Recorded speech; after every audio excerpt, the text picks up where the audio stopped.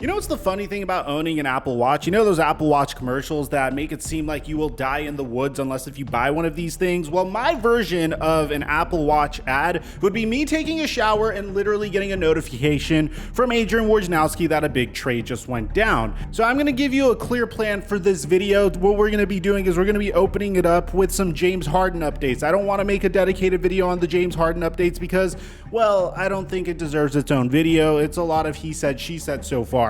But on top of that, the Portland Trailblazers made another trade that's kind of making us raise our eyebrows. On top of that, we're going to cover that as well. Before we get to the content, tomorrow, Mike Korzemba and I are going to be going on the Laced Up Podcast YouTube channel, and we're going to be doing a live stream where we yell at each other, but also answer your questions, interact with you guys, and keep you up to date with what's going on with the trade deadline. So make sure you subscribe and turn on your notifications over there. Then, of course, we're giving away $500 to a subscriber that turns on our notifications on this channel or a follower on our Instagram. Now that we get all that out of the way, cue the intro.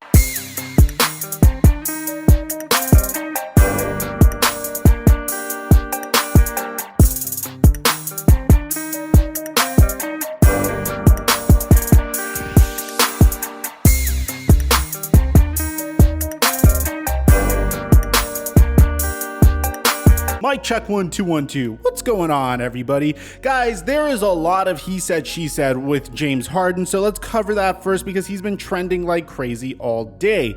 So apparently James Harden is one, frustrated with the Brooklyn Nets' lack of spacing, and is two, being dangled in trades with the 76ers. Now, this is where it gets sketchy because there's two contradicting reports, and I'm going to give you the reports and tell you what I believe. You could draw your own conclusions first before I, of course, give you my take. Now, according to Brian Windhorst, I'm reading this off of RealGM.com, the Brooklyn Nets and Philadelphia 76ers held discussions on Tuesday on a trade centered on James Harden for Ben Simmons. The Nets are asking for Simmons plus 2 or 3 other pieces in the form of players or draft picks from the Sixers, and according to Brian Windhorst on Get Up this morning, the two sides are absolutely talking, absolutely negotiating. The 76ers were out looking for other moves, talking to other teams about other moves, moving players, opening roster spots, leading those teams to believe that they were getting ready to make the other deal. They have swapped offers. Really, right now, it's about haggling the ancillary parts. Does this mean that their trade will absolutely get done by tomorrow?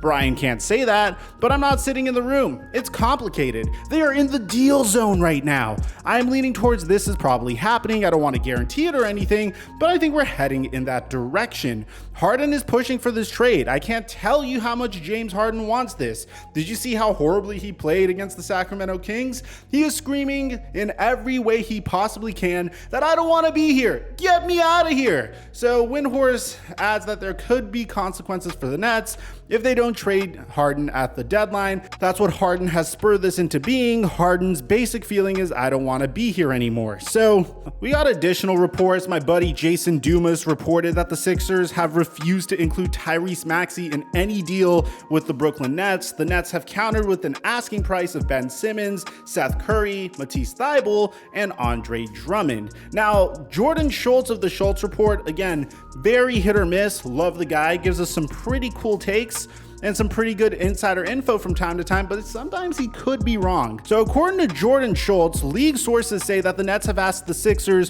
for both Matisse Thybulle and Tyrese Maxey to be included in a potential James Harden-Ben Simmons trade. Brooklyn also has tangible interest in sharpshooting guard Seth Curry, a career 44% three-point shooter. To be clear, the Nets know that they won't be able to get all 3 of these players in the deal, but these are their top targets alongside Ben Simmons. Here's a sneaky add-on here. Reserve guard Isaiah Joe, a terrific shooter and capable scorer, is someone the Nets like as well.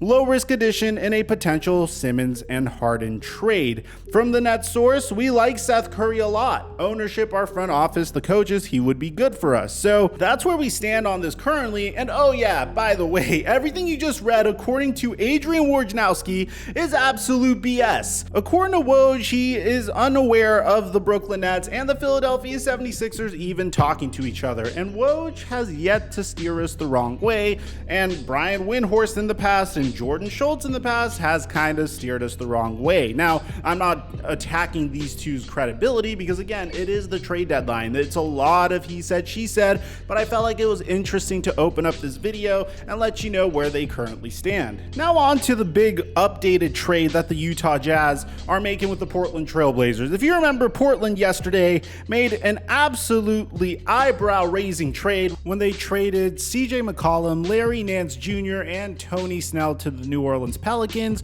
for a package that involved Nickeil Alexander-Walker, Josh Hart, and multiple Josh Hart, Thomas Satoransky, Nickeil Alexander-Walker, Didi Louzada, a future first-round pick, and a future second-round pick. Now we just got an update to this trade, which before I was thinking that, okay, at least the Portland Trail Blazers have Nickeil Alexander-Walker and Josh Hart to kind of be excited about. Now I can't say the same thing because it seems like, according to Adrian Wojnarowski, the Portland Trail Blazers are going to reroute Nickeil Alexander-Walker in a 3-team trade that involves the San Antonio Spurs and the Utah Jazz. So the Utah Jazz are acquiring Nickeil Alexander-Walker and the Spurs Juancho Hernangomez in a 3-way deal. The Spurs get guard Thomas Satoransky and a second-round pick, and the Portland Trail Blazers get Joe Ingles, Elijah Hughes, and a second-round pick.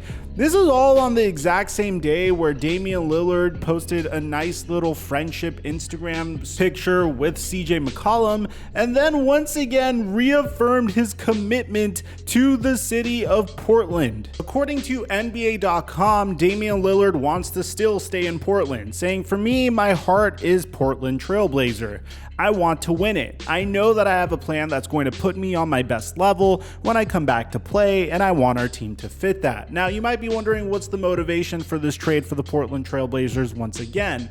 Well, in this trade, the Portland Trail Blazers are able to acquire Joe Ingles, a second-round draft pick, and Elijah Hughes. Joe Ingles is one of the better perimeter shooters in the NBA, and a second-round pick is a second-round pick. But for the most part, the reason why the Portland Trail Blazers probably made this move was because, once again, they were looking to lower their cap number.